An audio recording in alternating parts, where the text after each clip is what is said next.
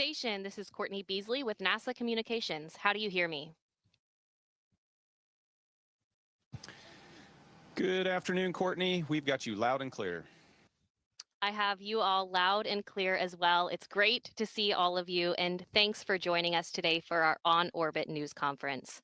We'll be taking questions from the media on our phone bridge today, but before we get started, I'll toss it over to Commander Nick Hague for opening remarks. Go ahead, Nick. Yeah, thanks, Courtney. So I think, as most of you know, there was a series of decisions that was made last July and August timeframe to balance the safe return of Butch and Suni along with continuing the ISS mission.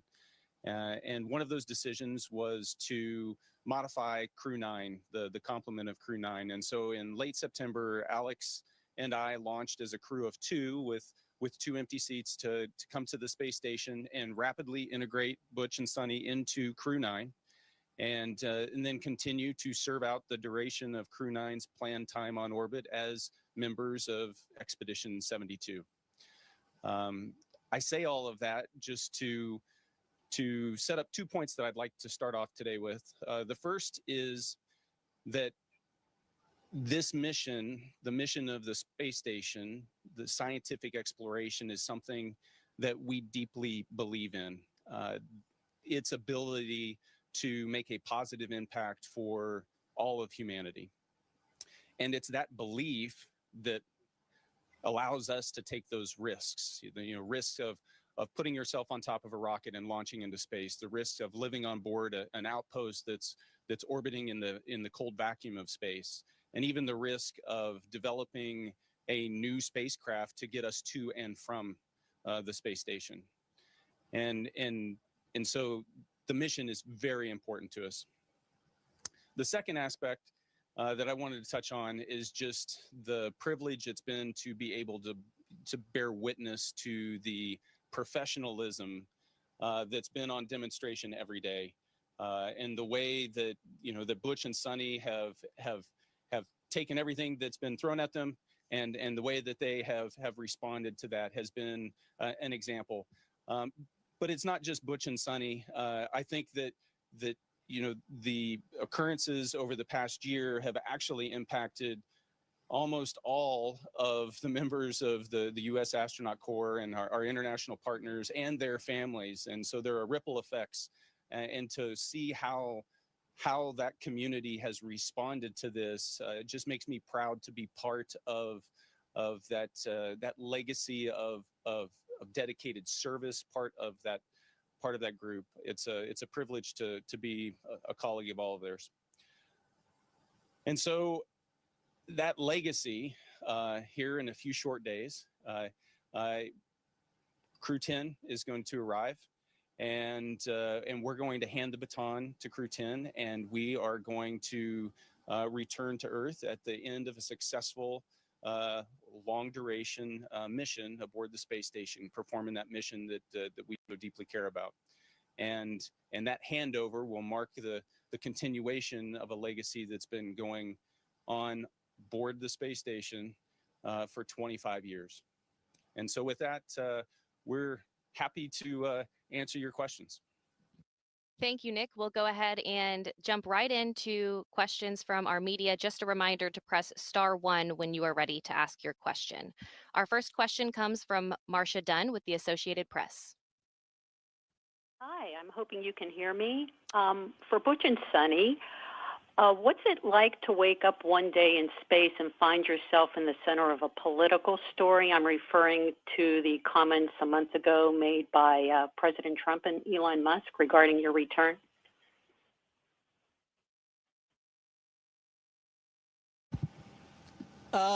Obviously, we've heard some of these different things that have been said. I can tell you at the outset, all of us have the utmost respect for Mr. Musk, and obviously respect and admiration for our President of the United States, Donald Trump. We appreciate them. We appreciate all that they do for us, for human spaceflight, for our nation. And we're thankful that they are in the positions they're in. The words they've said, politics, I mean, that's part of life. We understand that. And there's an important reason why we have a political system and the political system that we do have. And we're behind it 100%. We know what we've lived up here. We know the ins and outs and the specifics that they may not be privy to. And I'm sure that they have some issues that they are dealing with, information that they have that we are not privy to. So when I think about your question, that's part of life. We are on board with it. We support our nation. We support our nation's leaders, and we're thankful for them. Our next question comes from Emily with NBC News.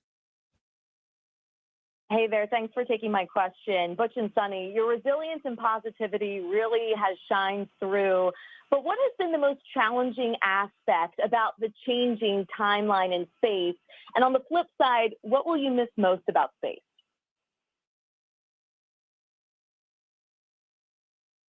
Hey, thanks, Emily, for that question, because immediately it brings to mind family and all the people on the ground who support us. So, you know, it's been a roller coaster for them, probably a little bit more so than for us. You know, we're here, we have a mission, we're just doing what we do every day. And, you know, every day is interesting because we're up in space and it's a lot of fun. So I think the hardest part is, you know, having the folks on the ground have to not know exactly when we're coming back. Know, of course, that we are coming back with Crew-9, but you know, all of that uncertainty, I think, is probably the most difficult part. And you know, it takes a little time just to have that conversation with them on a daily basis and say, hey, we're coming back before long. So you know, don't make all those plans without me. You know, we'll be back before too long. And I think, you know, what are you going to miss about space? Everything about space. You know, this has been Butch and my third flight to the International Space Station. We helped put it together. We've been up here seeing it change throughout all these years, do a lot of science up here. I think just the fact that we're living up here in this very unique place gives you an amazing perspective, not only, you know, out the window, obviously, but also just on how to solve problems. I don't want to lose that spark of inspiration and that perspective when I leave. So I'm going to have to bottle it somehow. Our next question is from Mark Strassman with CBS News. Hey, everyone. Good to see all of you, talk to all of you. Look forward to seeing you back at home. I've got the two questions. First one is for Nick and Suni. Through no fault or wish of your own, this mission became political, also political back in the U.S., is this drive to downsize government, federal agencies, including NASA. Are you all at all concerned, try that again, are you at all concerned that your NASA teammates could be distracted by that push to downsize? And then, Butch, you get the easier one. We're all the product of our life experiences, and this extended business trip of yours certainly qualifies. What is your life lesson or takeaway from these 9 months in space?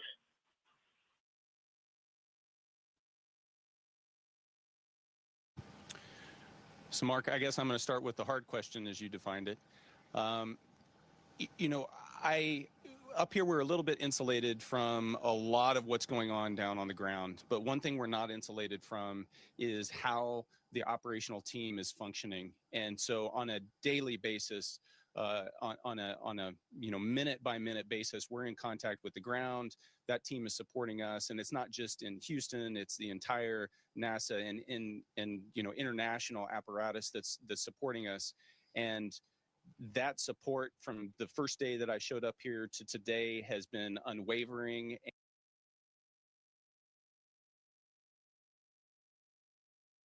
To your question, I can tell you honestly, my feeling on all of this goes back to my faith. It's bound in my Lord and Savior Jesus Christ. He is working out his plan and his purposes for his glory throughout all of humanity, and how that plays into our lives is significant and important. And however that plays out, and I am content because I understand that. I understand that he's at work in all things. Some things are for the good. Go to Hebrews chapter 11. Some things look to us to be not so good, but it's all working out for his good for those that will believe. And that's the answer. So thanks for asking. Our next question is from Gina Sinceri with ABC News. This question is for Suni. Suni, I was talking to some kids who are talking about Gorby's tattoos. And they want to know what dogs you have now, and have they missed you, and how much are you looking forward to seeing them when you come home?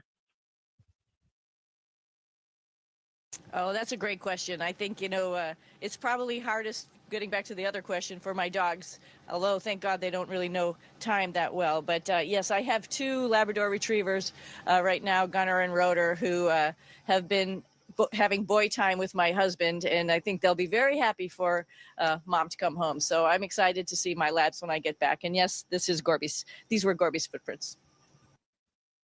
Our next question is from Lauren Grush with Bloomberg. Hi, good to talk to you. This is for Butch and Suni. Following up on the topic of politics, part of the discussion has been a claim that the decisions surrounding the timing of your return were influenced by politics, and that there was an option to come home earlier. I'm just wondering if you feel like politics influenced the decision, and would you have wanted to come home earlier?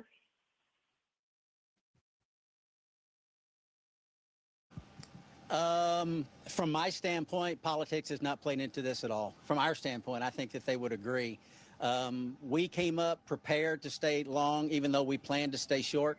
That's what we do in human spaceflight. That's what your nation's human spaceflight program is all about, planning for unknown, unexpected contingencies. And we did that.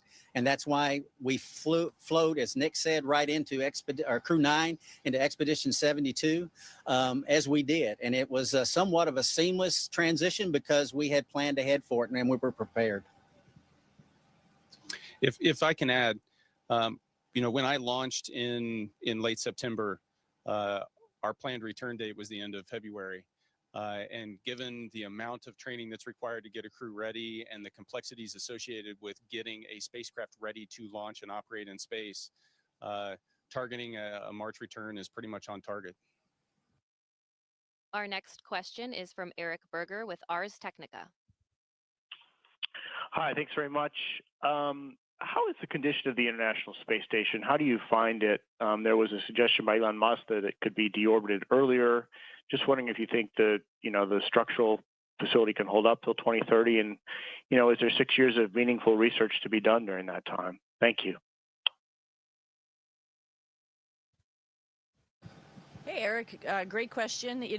We've been up here since sort of the beginning. Like I mentioned before, Butch and I had been part of the construction of the space station with the shuttle flights. So yeah, we've seen it grow from just a couple modules to this amazing laboratory that it is right now. And I actually was extremely impressed coming up here and seeing how much science is going on, particularly when we have the resupply missions that bring up a lot of science. I mean, this place is ticking. It's just really amazing. So I would say we're actually in our prime right now. We've got all the power, all of the facilities up and operating. So I would think that right now is probably not the right time to say call it quits.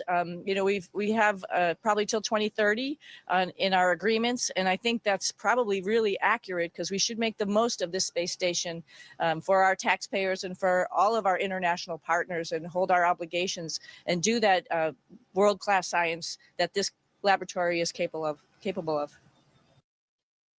Our next question comes from Katrina Miller with New York Times. Hi there. Thanks for taking my question. On Sunday, NASA Administrator Janet Petro said that dominating space was a way to keep America first. And so I'm curious, as astronauts on the International Space Station, working closely with partner countries, how you feel about that type of rhetoric as opposed to space exploration as a benefit for all of humanity. Thanks.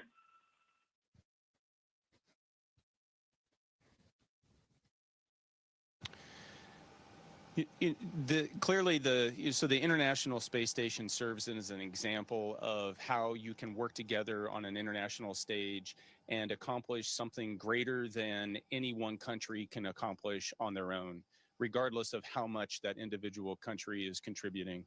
And so as we go forward, that's a lesson that I take from this is just the strength that you can achieve in that level of international cooperation.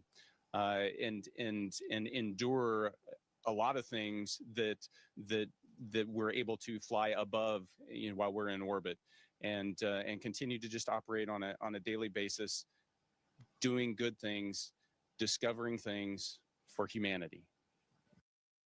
Our next question is from Mark Carreau with Aviation Week.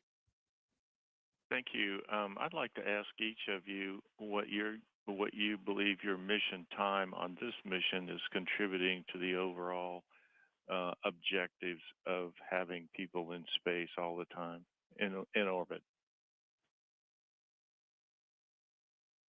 Hey, Mark. Yeah, great question. So, I mean, as it started with Butch and I mean, it's just the, getting new spacecraft, new technologies tested out, right? So that's how it started for us. And of course, for SpaceX Dragon as well, new technologies coming up to the International Space Station.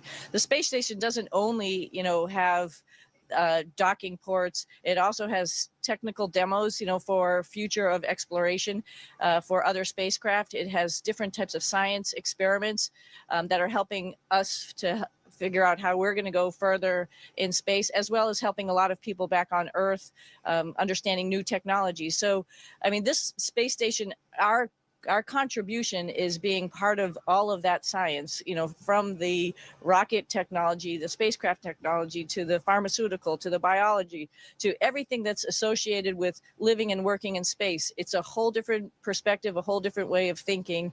And in my mind, it makes us think outside the box. And so that's why what I think our contribution is just being part of that, furthering that exploration. Our next question is from Aaron Gregg with the Washington Post. Hi, everyone. Thanks for doing this. So my question relates to Elon Musk has said that he made the offer to bring you guys back earlier and that it was denied. My first question is that true? And if so, what would that have looked like? Was he offering to make another flight, push seats on another flight? Could you give us some background there?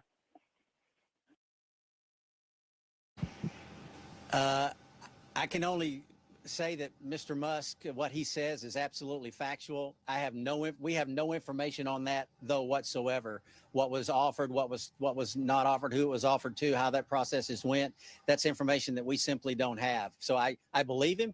I don't know all those details, and I don't think any of us really can give you the answer that you would be hoping for.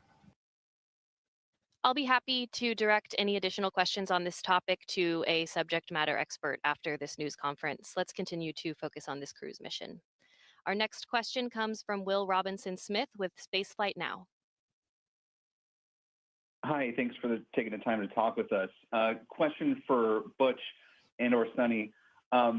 You both have had the opportunity to fly on Soyuz shuttle, Starliner, and now you're preparing to return on Dragon. So wonder, now that you're preparing for your fourth time on a different spacecraft, what that preparation work has been like, and what that flow of training has been for you guys these past few months.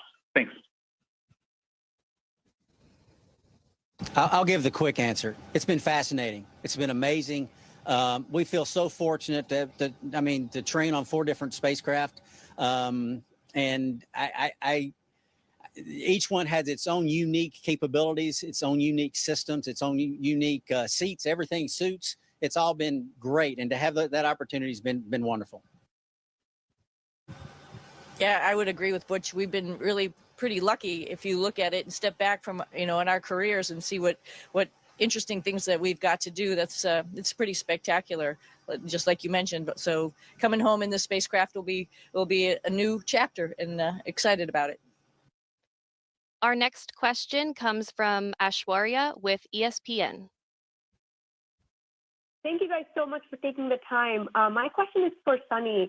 Suni, do you feel like you're saying one final goodbye to the ISS? And are you planning to leave anything personal behind?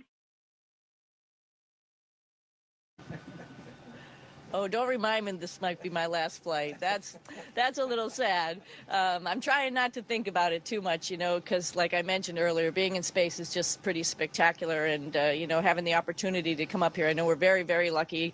And having the opportunity to come up here 3 times has just been amazing. And yeah, maybe there might be some hide and go seek for the next guys. Maybe they'll have to find something. I'm not going to tell you. I'm not going to tell you where. They'll have to just find it. Our next question comes from Robert Perlman with Collect Space. Thank you. For Suni and Butch, all the SpaceX Dragon suits we've seen worn to space and back have crew members' names embroidered on their right arm below their country's flag. How are yours configured? And Suni, just curious, did Calypso, your zero-G indicator, go home on Calypso, or is it returning on Dragon like you?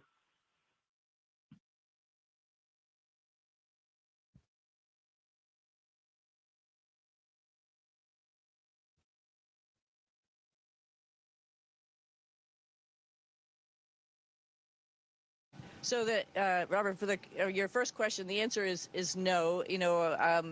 We were not down on the ground getting specifically measured for suits and stuff like that. So we have some generally generic suits that we've fitted into and tried out while we're up here. So no name, but that's okay. Hey, we're just Butch and Suni, and everybody knows who we are by now.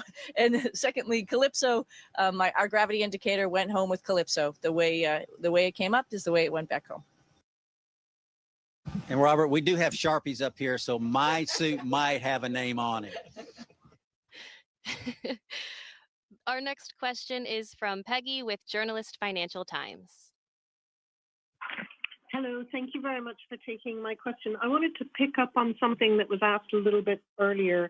It sparked my curiosity about the main difference of flying the Starliner versus the Dragon. I mean, do you have any, I guess you haven't been on Dragon yet, but you've done the training. Can you sort of describe the differences that you see in the experience of flying the two spacecraft? And my second question is, would you be happy to fly on Starliner in future? Would you have been happy to fly home on it even, given that it came home safely? I'll answer your second question, or your last question first. It had our teams back home that were in meetings for 3 months, looking at systems, doing tests. Had they said to return on Starliner, then we would have been happy to return on Starliner. That was not the case. Our roles are different in these spacecraft. Obviously, Suni and my role are different on Dragon than what it was on Starliner. We are just feel fortunate and thankful, though, that we have seats. And we'll be coming home, riding the plasma, splashing down in the ocean. So that's what we're looking forward to. Our next question is from Sophie with Cosmic Chicago. Hola from Chicago. So all three of you have now flown missions with significant anomalies. Suni and Butch, as test pilots specifically, what do your roles look like, and what do you see as your contribution returning on a proven vehicle? And for Nick, since you've been through a launch abort, what role can astronauts on troubled missions take to further NASA's goal of human spaceflight despite challenges? Thank you.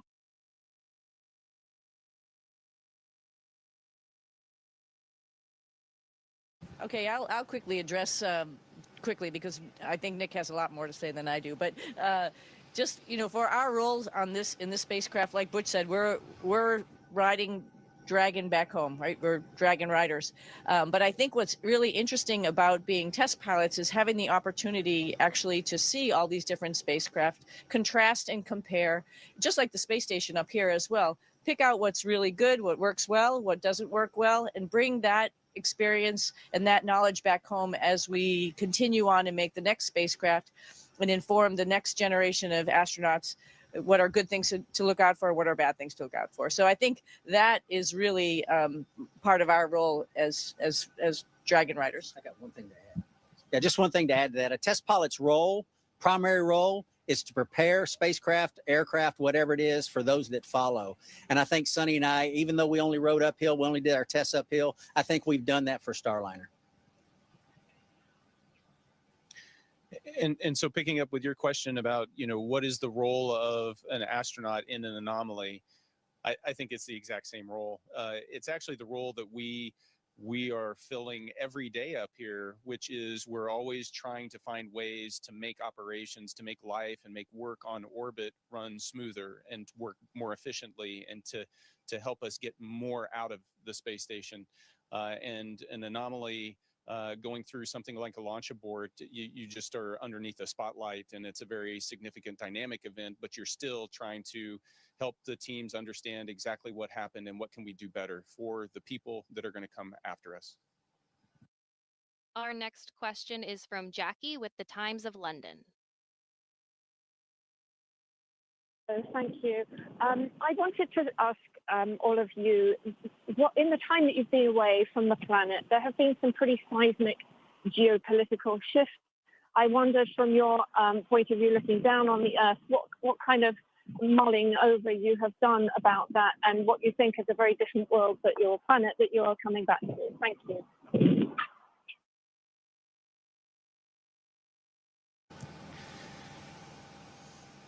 You know, most of the time when I go over to the window, that's when I start thinking about the Earth below me. And I can tell you in the time that I've been here, the time that I was here before, 6 years ago, the view hasn't changed, and the thoughts that I eventually get to really haven't changed, in that I see Earth as a small orb that's in a pretty big black vastness of space, and there's a lot out there. There are more stars than you can count, but the world looks pretty small when it's in that perspective. And as you fly from continent to continent, you don't necessarily see all of those borders. And the lesson or the realization that I always come away with is we have far more in common than we have in different. And those common things that we have bring us together. And if we're smart, those differences that we have are differences that we bring to teams like the International Space Station, and those differences make the team stronger. Our next question is from Manuel with Exploration Especial. Hello, how are you? Thank you so much. A question for both Butch and Suni. I wonder what the future holds for both of you. I heard that maybe Suni said that this is the last mission to the space station, but are you both willing to return to space in the near future? Hey, we're going to the moon and Mars. That's what my plan is. I'll be right beside Butch if that's the case. Our next question is from Marvin Marshall with Space Report News. Hi, good morning, Crew-9. I'm Marvin Marshall from the Space Report News, a small independent outlet. I first want to thank you all for the sacrifice that you guys make for the betterment of humanity on a daily basis. My question's for all three of you. What are some fun items that you guys pack to take on your mission? And Butch and Suni, were you guys able to get any extra, fun personal items up there? And thank you guys all again. It's an honor to speak with you, and safe travels home. Okay, some fun stuff. I actually brought a card game. I didn't think it would work, but I actually got all the crew members to play a game up here, so that was a lot of fun. One fun thing I brought up was some sheet music of the Space Force song. I'm still active duty Space Force, and this was a way to connect with my service. We have naval aviator wings, naval aviator pilot wings, and you have the astronaut symbol in the center. It makes it naval aviator astronaut pilot wings. And I had a couple of those made in gold and then curled into a ring. And I brought them for my dad, my brother, a lady that did all of our scheduling, Michelle Beaujolais. I had previous missions. I brought them up for my daughters and for my wife as well. So those are special. Something special to me is those wings. A lot of trial and effort, not just me, but by my whole family and others put a lot into getting those wings. And so they mean a lot. So to be able to give those gifts back when we get back is a special thing. And we have a couple of social media questions for all of you before we close today. Claire on Instagram asks if there are any parts of spaceflight that get harder as one ages that you might not expect.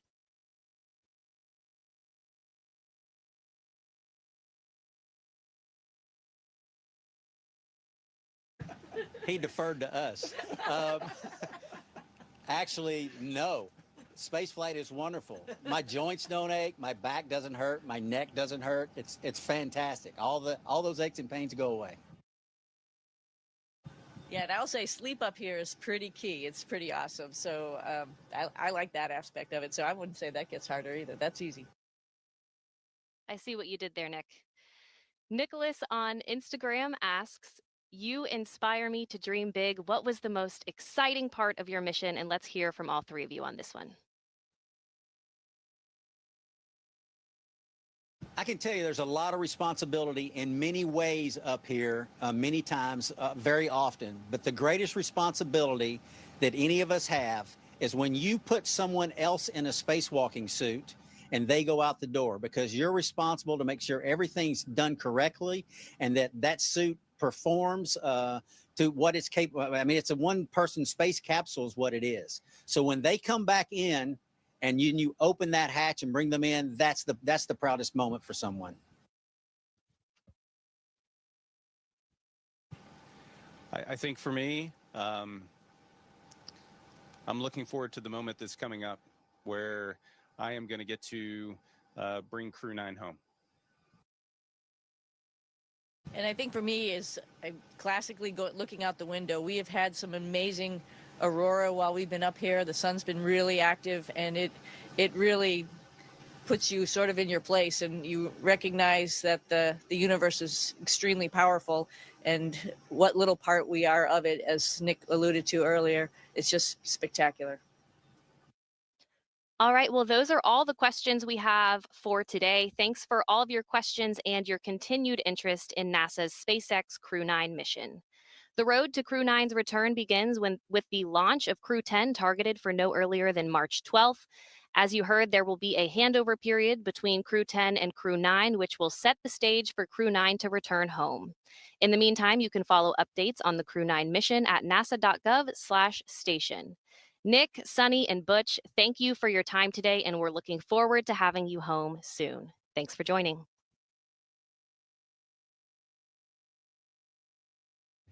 Station, this is Houston ACR. That concludes the event. Thank you. Thank you to all the participants. Station, we are now resuming operational audio communications.